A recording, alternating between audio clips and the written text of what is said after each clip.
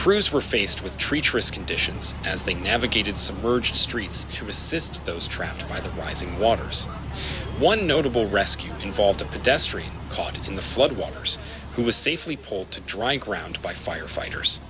The impact of the storm wasn't limited to flooding.